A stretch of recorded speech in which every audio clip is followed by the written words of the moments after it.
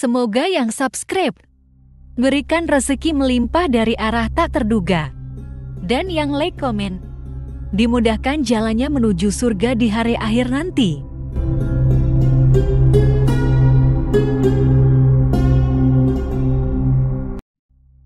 Suatu hari, saat kota Madinah sedang dalam suasana aman dan tenang, terlihat dari tempat ketinggian di pinggir kota, debu tebal yang mengepul ke udara.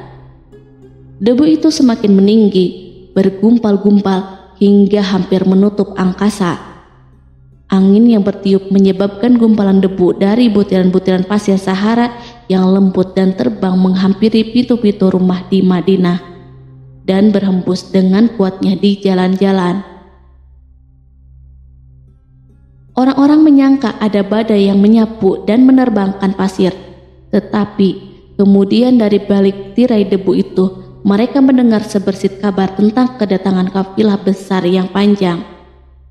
Tak lama kemudian, 700 kendaraan yang syarat dengan muatannya memenuhi jalan-jalan yang mengguncang Madinah.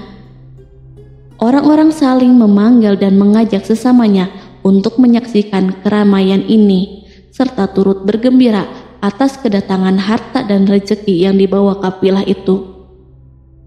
Ummul Mukminin Aisyah ketika mendengar suara hiruk-pikuk kafilah yang bergerak maju itu bertanya, "Apakah yang terjadi di kota Madinah?" Ada yang menjawab, "Kafilah Abdurrahman bin Auf baru datang dari Syam membawa barang-barang dagangannya." "Jadi kafilah itu yang telah menyebabkan semua guncangan ini?" tanya Ummul Mukminin. "Benar, wahai Ummul Mukminin. Jumlahnya 700 kendaraan." Ummul Mukminin menggeleng-gelengkan kepala. Pandangannya menerawang jauh seolah-olah sedang mengingat-ingat peristiwa yang pernah dilihat atau ucapan yang pernah didengarnya. Kemudian ia berkata, "Aku pernah mendengar Rasulullah Shallallahu Alaihi Wasallam bersabda, aku melihat Abdurrahman bin Auf masuk surga dengan merangkak." Abdurrahman bin Auf akan masuk surga dengan merangkak. Mengapa ia tidak memasukinya dengan melompat atau berlari kecil bersama angkatan pertama para sahabat Rasulullah? Sebagian sahabat menyampaikan cerita Aisyah kepadanya, maka ia pun teringat telah mendengarkan hadis ini dari Nabi lebih dari satu kali dan dengan redaksi yang berbeda-beda. Sebelum tali-tali pengikat perniagaannya dilepas, Abdurrahman melangkahkan kakinya ke rumah Aisyah lalu berkata kepadanya, "Engkau telah mengingatkanku suatu hadis yang tidak pernah kulupakan. Maka saksikanlah bahwa kafilah ini dengan semua muatannya beserta kendaraan dan perlengkapannya aku persembahkan di jalan Allah Azza wa Jalla." Seluruh muatan 700 kendaraan itu dibagi-bagikan kepada semua penduduk Madinah dan sekitarnya sebagai perbuatan baik yang agung. Peristiwa yang satu ini saja sudah cukup untuk mengukir sebuah gambaran yang sempurna tentang kehidupan Rasulullah. Abdurrahman bin Auf, dialah saudagar yang sukses, lebih sukses daripada kesuksesan yang pernah ada. Dia merupakan orang kaya dengan kekayaan yang melimpah ruah. Dia adalah seorang mukmin bijaksana yang tidak ingin bagian dari keuntungan agamanya hilang begitu saja, dan tidak sudi kekayaannya membuat dirinya tertinggal dari kafilah iman dan pahala surga. Untuk itu, ia mendermakan harta kekayaannya dengan kemurahan hati dan kesadaran nurani. Sebelum saya melanjutkan, dimohon kepada pemirsa untuk menonton video ini sampai selesai supaya tidak ada kesalahpahaman dalam memahami isi cerita, serta mohon bantu channel ini supaya semakin berkembang dengan cara subscribe dan tinggalkan like serta komen positifnya. Semoga apa yang dilakukan pemirsa bernilai pahala. Abdurrahman bin Auf adalah salah seorang dari 8 orang yang lebih awal masuk Islam. Abu Bakar datang kepadanya menyampaikan Islam, termasuk kepada Utsman bin Affan. Tidak ada persoalan yang tertutup baginya dan tiada keraguan yang menjadi penghalang. Bahkan dia segera pergi bersama Abu Bakar As-Siddiq menemui Rasulullah untuk menyatakan baiat dan memikul bendera Islam. Sejak menganut Islam sampai berpulang ke rahmatullah dalam usia 75 tahun, ia selalu menjadi teladan yang cemerlang sebagai seorang mukmin yang besar. Hal ini menyebabkan Nabi memasukkannya dalam 10 orang yang telah diberi kabar gembira sebagai ahli surga. Umar radhiyallahu anhu mengangkatnya sebagai anggota majelis syuro yang terdiri dari 6 orang yang merupakan calon khalifah yang akan dipilih sebagai penggantinya. Kala itu Umar berpesan, Rasulullah wafat dalam keadaan ridho kepada mereka. Cepatnya Abdurrahman masuk Islam telah menyebabkan dirinya harus mengalami penganiayaan dan penindasan dari Quraisy. Ketika Nabi Muhammad SAW memerintahkan para sahabatnya hijrah ke Habasyah, Abdurrahman bin Auf pun ikut berhijrah. Ia kemudian kembali lagi ke Mekah, lalu hijrah untuk kali kedua ke Habasyah, dan selanjutnya hijrah ke Madinah. Ia ikut bertempur di Perang Badar, Uhud, dan peperangan-peperangan lainnya. Keuntungannya dalam perniagaan sangat besar, hingga mencapai batas yang membuat dirinya sendiri merasa takjub dan heran, sehingga ia berkata, sungguh aku melihat diriku ini seandainya mengangkat batu, niscaya kutemukan emas dan perak di bawahnya. Perniagaan Abdurrahman bin Auf bukanlah jenis perdagangan yang tercela maupun monopoli. Bahkan ia sendiri bukanlah orang yang berlomba-lomba untuk mengumpulkan harta atas dorongan agar menjadi orang kaya. Sekali-kali bukan itu, melainkan suatu amal dan kewajiban yang keberhasilannya akan menambah kedekatan jiwa kepada Allah dan berkorban di jalannya. Abdurrahman bin Auf seorang yang kuat emosi jiwanya, di mana ia menemukan kepuasan emosinya itu dalam amal yang mulia. Apabila ia tidak sedang sholat di masjid dan tidak sedang berjihad dalam peperangan, ia pasti sedang mengurus perniagaannya yang berkembang pesat. Sehingga kapilah-kapilahnya dari Mesir dan Syria membawa ke Madinah barang-barang muatan yang dapat memenuhi kebutuhan seluruh jazirah Arab, baik pakaian maupun makanan. Ia menunjukkan kepada kita bahwa seorang yang kuat emosi jiwanya adalah ketika kaum muslimin hijrah ke Madinah. Rasulullah pada waktu itu menerapkan aturan untuk mempersaudarakan 2 orang sahabat, salah seorang dari muhajirin warga Mekah dan yang lain dari Ansor penduduk Madinah. Persaudaraan ini berjalan dengan sempurna hingga membuat hati terpesona. Orang-orang Ansor yang merupakan penduduk asli Madinah membagi seluruh kekayaan miliknya menjadi 2 dengan saudaranya dari kalangan muhajirin. Bahkan istri pun direlakan. Apabila ia beristri 2, ia pun rela menceraikan 1 untuk diperistri saudaranya. Ketika itu, Rasul yang mulia mempersaudarakan antara Abdurrahman bin Auf dengan Sa'ad bin Rabi. Sa'ad berkata kepada Abdurrahman, saudaraku, aku adalah penduduk Madinah yang paling banyak harta. Silahkan pilih separuh hartaku dan ambillah. Aku juga mempunyai 2 istri. Perhatikanlah yang lebih menarik hatimu dan aku akan menceraikannya, sehingga engkau dapat memperistri dirinya. Abdurrahman bin Auf menjawab, semoga Allah memberkahi dirimu dalam istri dan hartamu. Tunjukkanlah letak pasar kepadaku. Abdurrahman pergi ke pasar. Ia berjual beli di sana dan mendapatkan keuntungan. Kehidupan Abdurrahman bin Auf di Madinah, baik semasa Rasulullah maupun sepeninggal beliau, selalu ditunaikan dengan sempurna untuk memenuhi hak agama ini dan beramal di dunia. Perniagaannya sukses dan menguntungkan, seperti diungkapkan sendiri bahwa seandainya ia mengangkat batu dari tempatnya, pasti ia akan mendapatkan emas dan perak di bawahnya.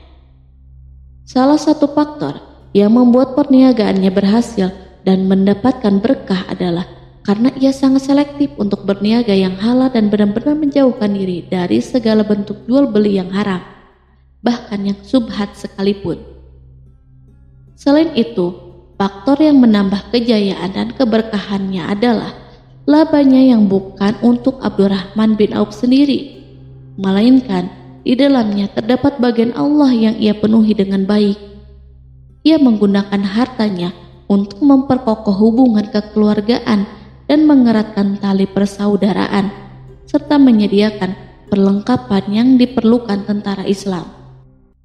Bila total perniagaan dan kekayaan yang lainnya ditambah keuntungan yang diperolehnya dihitung, jumlah kekayaan Abdurrahman bin Auf itu dapat diperkirakan dengan memperhatikan jumlah yang dibelanjakan di jalan Allah. Suatu hari ia mendengar Rasulullah bersabda, "Wahai Ibnu Auf, engkau termasuk golongan orang kaya dan engkau akan masuk surga dengan merangkak. Karena itu, pinjamkanlah kekayaan itu kepada Allah agar Dia mempermudah langkahmu." Sejak ia mendengar nasihat Rasulullah ini dan menyediakan bagi Allah pinjaman yang baik, Allah justru semakin melipat gandakan kekayaannya hingga berlimpah ruah. Suatu hari, ia menjual tanah seharga 40.000 dinar. Kemudian uang itu dibagi-bagikan untuk semua keluarganya dari Bani Juhroh, untuk para istri Nabi, dan untuk kaum muslim yang miskin. Pada kesempatan lain, ia menyerahkan 500 ekor kuda untuk perlengkapan tentara Islam. Pada hari yang lain, ia menyerahkan 1.500 kendaraan unta. Menjelang wafat, ia mewasiatkan 50.000 dinar untuk diinfakkan di jalan Allah. Ia juga berwasiat bagi setiap orang yang ikut perang Badar dan masih hidup, masing-masing mendapat 400 dinar. Hingga Utsman bin Affan juga mengambil bagian dari wasiat itu, meskipun termasuk orang kaya. Ia berkata, harta Abdurrahman bin Auf halal lagi bersih, dan memakan harta itu membawa keselamatan dan keberkahan.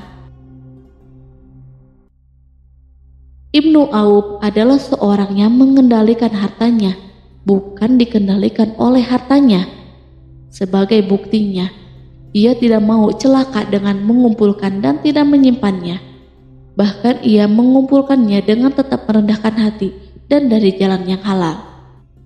Kemudian, harta itu tidak ia nikmati untuk kepentingannya sendiri, melainkan untuk dinikmati bersama keluarga, kerabat, rekan-rekan, dan masyarakat seluruhnya. Karena begitu luas pemberian serta bantuannya, ada yang mengatakan seluruh penduduk Madinah berserikat dengan Abdurrahman bin Auf pada hartanya. Sepertiga dipinjamkannya kepada mereka, sepertiga lagi dipergunakannya untuk membayar utang-utang mereka, dan sepertiga sisanya dibagi-bagikan kepada mereka. Harta kekayaan ini tidak akan pernah membuat kelegaan dan kesenangan pada dirinya selama ia belum menemukan jalan untuk membela agama dan membantu rekan-rekannya. Adapun untuk selain itu, ia selalu merasa khawatir terhadap kekayaannya. Suatu hari dihidangkan kepadanya makanan untuk berbuka, karena waktu itu sedang berpuasa.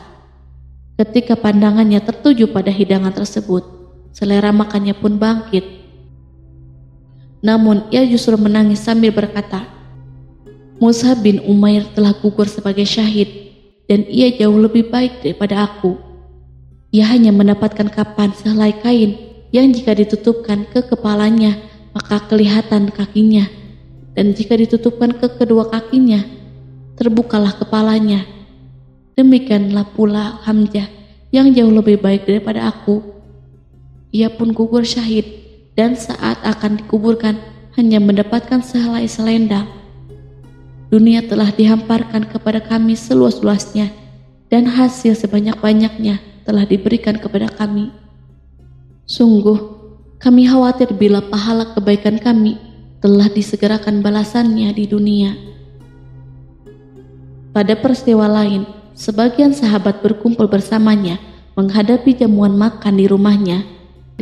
Tak lama setelah makanan diletakkan di hadapan mereka, Abdurrahman menangis, sehingga rekan-rekannya bertanya, "Apa yang membuatmu menangis?" Ia pun menjawab, "Rasulullah telah wafat, dan semasa hidupnya beliau beserta keluarganya tidak pernah merasakan kenyang makan roti gandum. Apa harapan kita apabila dipanjangkan usia, tetapi tidak menambah kebaikan bagi kita.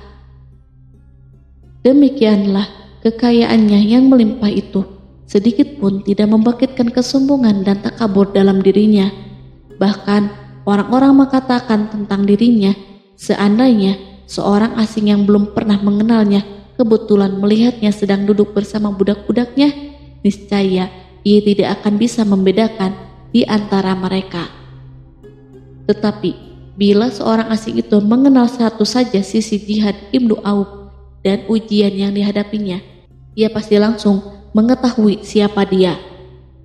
Misalnya, ia mengetahui bahwa di badannya terdapat 20 bekas luka di perang Uhud dan bahwa salah satu dari bekas luka itu meninggalkan cacat pincang yang tidak sembuh-sembuh pada salah satu kakinya. Contoh lain, beberapa gigi serinya rontok di perang Uhud yang menyebabkan kecedalan yang jelas pada ucapannya. Saat orang asing itu tahu salah satu sisi ini, ia pasti menyadari bahwa laki-laki yang berperawakan tinggi dengan wajah berseri, kulit halus, pincang dan cedal sebagai tanda jasa dari perang Uhud. Itulah orang yang bernama Abdurrahman bin Auf. Semoga Allah ridho kepadanya dan ia pun ridho kepada Allah. Kita sudah terbiasa memperhatikan tabiat manusia bahwa harta kekayaan itu biasanya menyebabkan seseorang selalu gandrung untuk memiliki pengaruh guna melindungi kekayaan mereka dan melipat gandakan pengaruh itu. Selain untuk memuaskan nafsu demi kebanggaan dan kepuasan pribadi. Semua ini merupakan sifat yang bisa dibangkitkan oleh kekayaan. Tetapi bila kita melihat Abdurrahman bin Auf dengan kekayaan yang melimpah, kita akan menemukan manusia ajaib yang sanggup menguasai watak dasar manusia dalam bidang ini dan melangkahinya ke puncak ketinggian yang istimewa.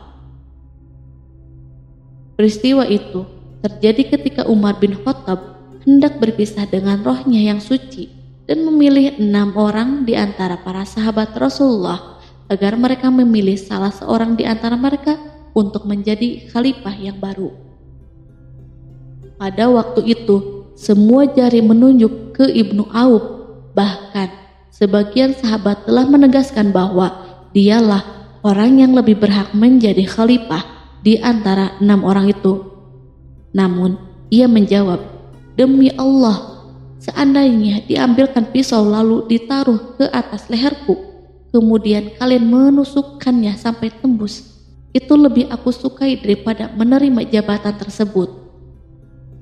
Demikianlah saat awal 6 orang terpilih itu mengadakan pertemuan untuk memilih salah seorang di antara mereka untuk menjadi khalifah yang akan menggantikan Al-Faruq, Umar bin Khattab.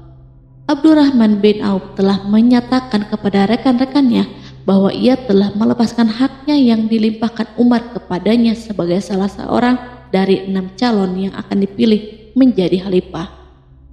Dengan demikian, kewajiban mereka untuk melakukan pemilihan itu terbatas di antara mereka berlima saja.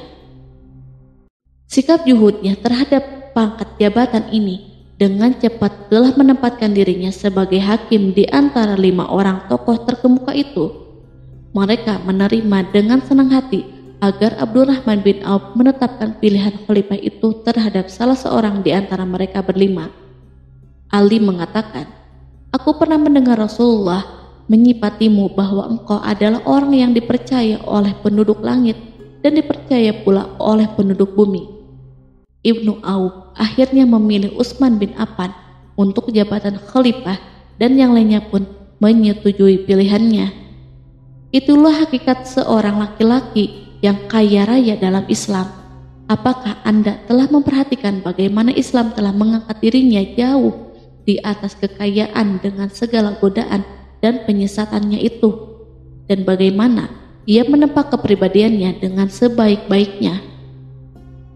Pada tahun 32 Hijriah, tubuhnya berpisah dengan rohnya. Ummul Mukminin Aisyah ingin memberinya kemuliaan khusus yang tidak diberikan kepada orang lain, dengan memberikan usulan kepadanya ketika ia masih terbaring di ranjang menuju kematian agar bersedia dikuburkan di pekarangan rumahnya. berdekatan dengan Rasulullah, Abu Bakar, dan Umar. Namun, ia memang seorang muslim yang telah dididik Islam dengan sebaik-baiknya, sehingga merasa malu bila dirinya diangkat dan disandingkan dalam kedudukan tersebut. Selain itu, ia telah membuat janji dan ikrar yang kuat dengan Utsman bin Maz'un, yakni jika salah seorang di antara mereka meninggal sesudah yang lain, hendaklah ia dikuburkan di dekat sahabatnya itu.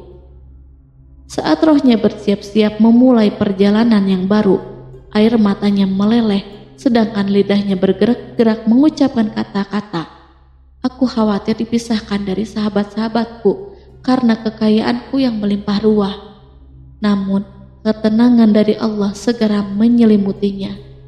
Lalu senyuman tipis menghiasi wajahnya disebabkan suka memberi cahaya dan kebahagiaan yang menenteramkan jiwa. Ia memasang telinganya untuk menangkap sesuatu, seolah-olah ada suara yang lembut, merdu yang datang mendekat. Ia sedang mengenang kebenaran sabda Rasulullah yang pernah beliau ucapkan, "Abdurrahman bin Auf di dalam surga." Ia barangkali juga sedang mendengarkan janji Allah dalam kitabnya. Orang yang menginfakkan hartanya di jalan Allah, kemudian tidak mengiringi apa yang dia infakkan itu dengan menyebut-nyebutnya dan menyakiti perasaan penerima, mereka memperoleh pahala di sisi Rabb mereka. Tak ada rasa takut pada mereka dan mereka tidak bersedih hati. Quran Surat Al-Baqarah ayat 262.